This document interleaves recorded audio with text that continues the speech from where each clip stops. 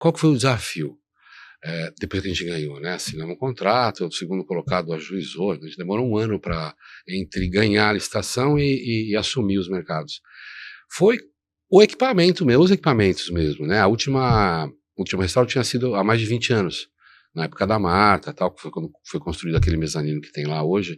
Então, a gente encontrou muito problema de infraestrutura lá dentro, de esgoto, de para-raio, de elétrica, de hidráulica. Então foi uma demanda que a gente não esperava, algumas coisas não estavam previstas, porque teve um grande diagnóstico de como eles estavam antes da licitação, né? Você tá tudo lá aberto, você pode ver o que tem, mas algumas coisas a gente desconhecia. Então esse foi o primeiro desafio, deixar ele seguro num primeiro momento. Por exemplo, quando a gente entrou, chovia na cabine primária. Imagina, água com elétrica, né? Um negócio surreal.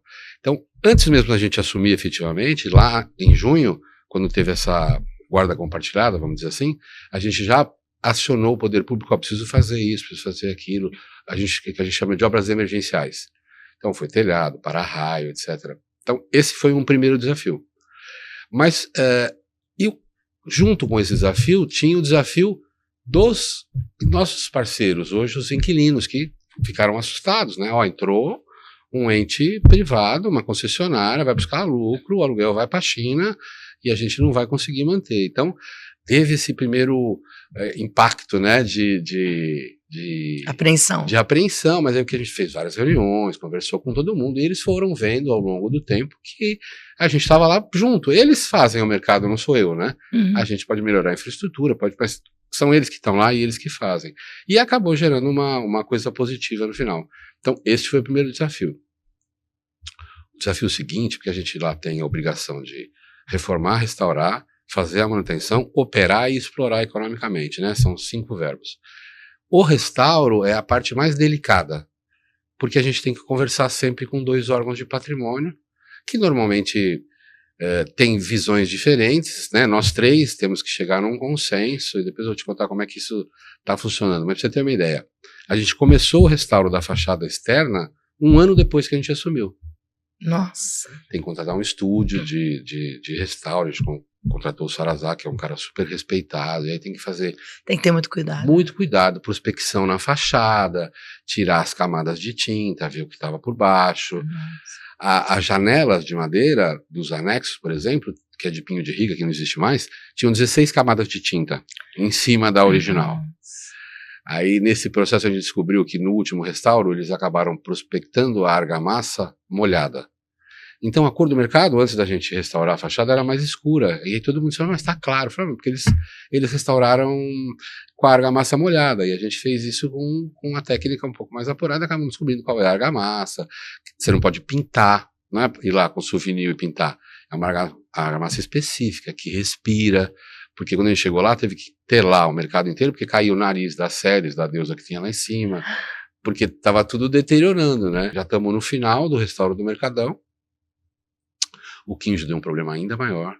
Por quê? Porque o Quinjo, não sei se você lembra dele, o que é tombado dele, o que constava do contrato, é a parte interna, a arquitetura interna. O primeiro ponto de trólebus de São Paulo veio, eu não me lembro agora de qual país, mas enfim, e foi colocado lá, essa cobertura e tal. Então, era o interno, e uma das disposições do contrato era você precisa abrir as fachadas para dar visibilidade para o mercado. Excelente, porque ele é fofo demais, né? O Quinjo é o hortifruti, fala o hortifruti mais charmoso de São Paulo. É uma feira, como são as feiras de rua, mas num lugar fechado, e entre a 25 de março e o Mercadão, no centro de São Paulo, que funciona a semana inteira. E aí a gente fez essa proposta para os órgãos de abrir a fachada, uma parte de vidro, deixar mais bonito e tal. 8 meses ou 9 meses depois, um técnico, a parte técnica lá do Compresp, não, do DPH, que é a parte técnica de tombamento de São Paulo cidade, né, não do estado. Ele falou, vocês não podem fazer isso porque a fachada é tombada. Ela tem um nível de tombamento NP2. Eu falei, nossa. E aí começamos a tentar construir saída e ver como fazer. Falei, ele era, né, quando ele foi inaugurado, ele tinha janelas voltadas para a rua. Falei, bom, já que a gente não pode tirar a fachada, vamos abrir, são 16 entradas, vamos abrir para para ter essa visibilidade e tal. Inclusive, obviamente que comercialmente, para quem está lá dentro é muito melhor. Eles reclamam que quem passa lá na porta não vê. E aí fizemos essa proposta. E aí isso gerou um problema grande, porque o DPH foi contra.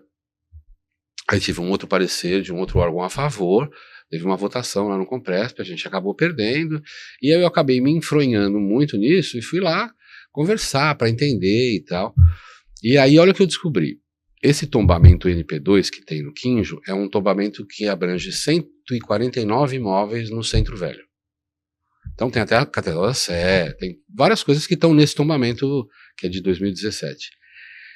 E aí ele tem 3 níveis de tombamento. NP1, tombamento integral.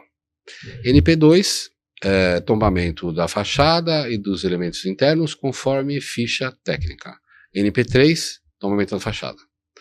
Aí eu falei, pera, esse aqui é diferente, né? Tem que olhar a ficha técnica do equipamento. Aí eu fui olhar a ficha técnica do Quinjo, está lá, tombamento P2, arquitetura interna.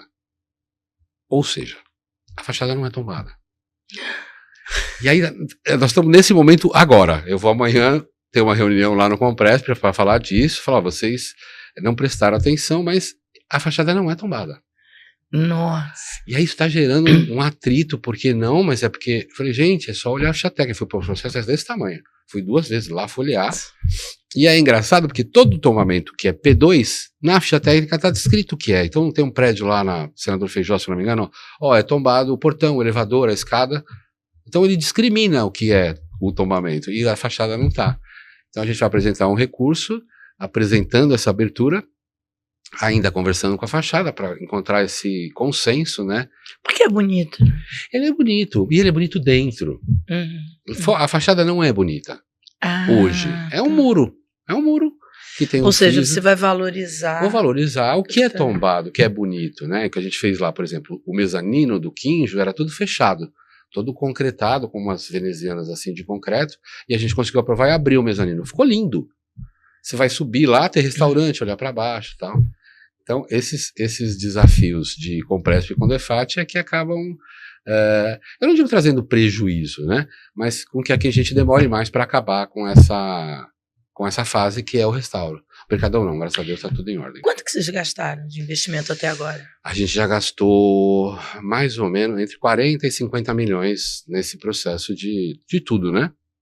E ainda devemos gastar mais uns 30. Isso tudo que você viveu desde o começo até agora, quais são as lições que você tiraria para as próximas concessões, enfim, para os próximos processos que vão ocorrer, tanto para investidores quanto para poder público?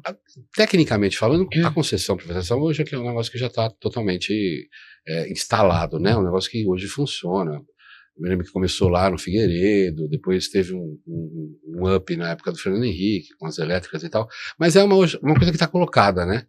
O que eu acho que é importante é Está colocada, mas nem todas bem sucedidas. Exato. É aí o que eu chegar. Porque existe, eu acho que um ponto que é fundamental, que é a questão dos investimentos. Isso. O compromisso com o investimento, porque senão... Se você só faz corte, não resolve. Não, é um investimento. Então, eu acho que aí parte do planejamento da concessão. Uma análise do equipamento, do que vai ser concedido e do que ele... Porque a prefeitura, por exemplo, ela tem um plano de negócios que ela fez exemplificativo para poder conceder os 2 mercados. Então, eu acho que passa por isso. Porque... E o diagnóstico, né? Porque a gente tem concessões que não funcionaram porque... Quem foi operar, não é que não tinha capacidade, mas não entendia do assunto. Então, a necessidade de que se parametrize o concessionário para que ele tenha a expertise de tocar aquele tipo de negócio, eu acho que é o primordial. Porque fundo de investimento, por exemplo, né, tem muito fundo de investimento que entra em concessões e tal, mas aí, se você não tiver um operador, uma pessoa que entenda do negócio, que saiba o que está fazendo, você pode colocar o investimento que for, o negócio não vai virar.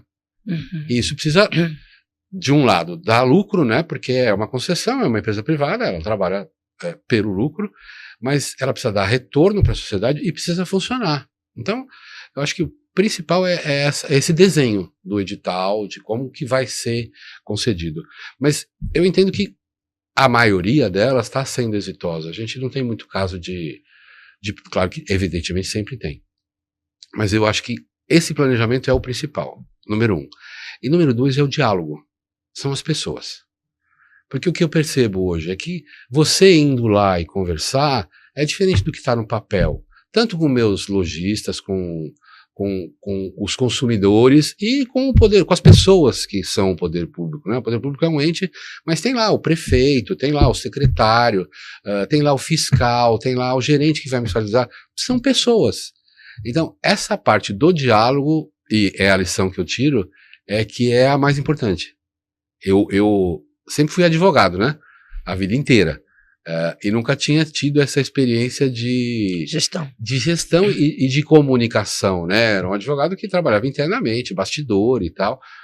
E aí eu me remodelei para conseguir atender a demanda, né? E foi legal porque quando você já tem o conhecimento e você tem a empatia, você consegue ouvir as pessoas e fazer as coisas funcionarem, a maior lição que eu tenho é isso.